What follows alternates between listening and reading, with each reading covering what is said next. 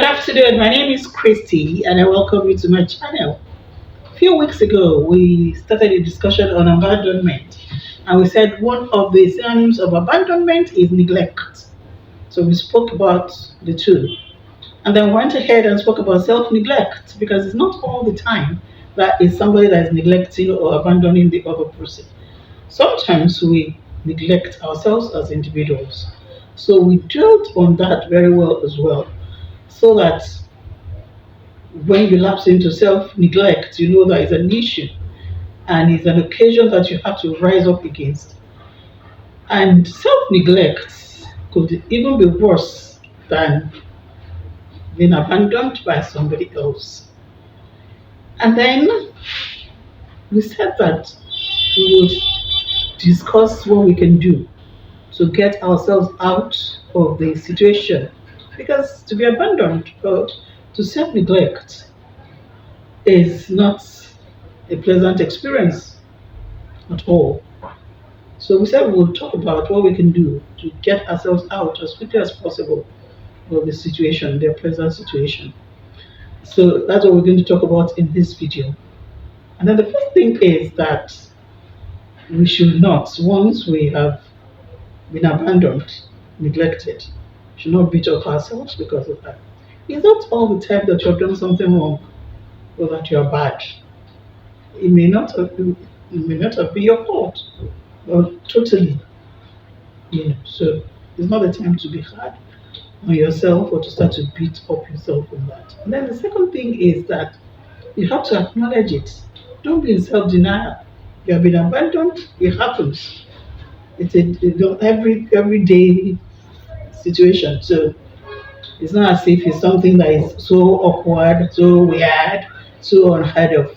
So don't be in self-denial. Once you have been abandoned or neglected, acknowledge the fact. That's the reality.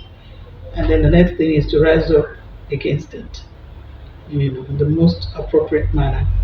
The self-neglect part of it is the one that is more cryptic because it will take another person to actually draw your attention to it. That look, you're neglecting yourself. And once your attention is drawn to it, please don't shrug it off. We have a tendency to start to explain, rationalize, or to say, what is your business? No, no, it is that person's business. For that person has been kind to have drawn your attention to it. Rise up to the occasion and address whatever it is and stop neglecting yourself. So the next thing I want us to talk about is some situations you may perceive some situations as not entirely out of redemption. Some relationships, some fellows that have abandoned you. You may still want to continue with uh, interfacing, interacting, or being in a relationship with such fellows. So what you can do is to call the person and have a dialogue with that fellow. The fellow is still insisting that no, he or she is done. It's not a gender issue. Male, female can abandon, can neglect. And you still want that relationship or that company or whatever interaction. You can call a third party, get a third party to intervene. Not anyhow person, not any random person. Person of integrity who knows what he or she is doing that can offer constructive intervention. And if the situation is still not improving, it's not tilting to what you want, then you may go ahead and seek professional help. Of course, you want the relationship, so you go all the way to achieve that. It will cost some money. The professional assistance can cost some money, but if that's what you want, why not? And if everything has failed, then the focus should now be shifted to you, your wellness, your well being. Because under whatever circumstance, should you allow yourself to be damaged by anything? No, you have done all you know to do, and the person is still insisting on neglecting and or abandoning you. then focus on yourself now so that you don't get damaged, like I said, mentally, politically, financially, emotionally. And if it's something you cannot handle by yourself because it can be traumatic, you can get help. Reasonable people, not anyhow person. It's not a pity party situation. And if that is not working, get professional assistance. Remember, it has to do with you now. A person that has abandoned you or neglected you today can come around tomorrow to want to continue, interacting with you. If you have damaged yourself, there's nothing that person is returning to. Even for your own sake, for your own sake, wellness, do not allow anything to damage you. So focus on yourself. It's not the time to be clingy. It's not the time to say, no, I've not done enough. I've not, no, no, no, no, no, no, no. You have done all you need to do. Now shift the focus to yourself and all the energy and make sure that you don't get damaged.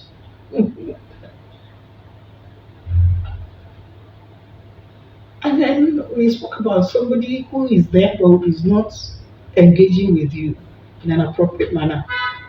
He or she looks through you as if you're invisible, engages with you in a very shabby, sloppy, and rash manner, does not acknowledge your presence.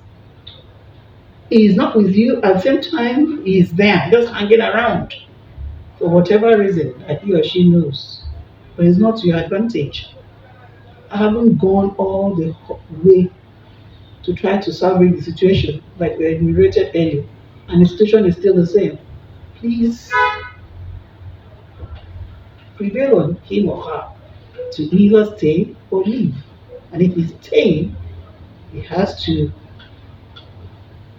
interact with you appropriately. You may need the help of professionals too to get this done. Please, it's not the time to be clingy. You have to be brave about this and ensure that you're not damaged. That's the bottom line. For self neglect, you know that one, we have said that you don't shrug it off. Once your attention has been drawn to it, work on it. And if you're careful enough to have noticed by yourself, rise up to the occasion, don't shrug it off. Work on it and make sure that you come back to the normal you. I know that some individuals have so many dependents. Of course, the resources are always limited. What do? Do not put yourself under, put your own at the back burner. Share the resources in the most appropriate manner, in a way that your own dream, your own aspirations will not be put at risk. Some people will just go ahead and distribute everything to the dependents, and then they get stuck at the very, very low ebb of life. It shouldn't be. Please be wise enough to share time. One can wait for the other one can wait for this, the other one can wait for that, in a way that your own, you, will not be put at risk. Because later in life, you cannot say that after all the sacrifices, I had to leave this one, I had to abandon that so that they could advance in life, they could do this, they could do that. And then look at the way they are treating me. That's going to breed toxicity, and that's all we want. Therefore, don't put your own at the back burner. And like we said before, do not over focus on another person's goal. You're escaping into somebody else's issues and putting your own at the back burner. It's not going to help your own negative situation, you still come back to it.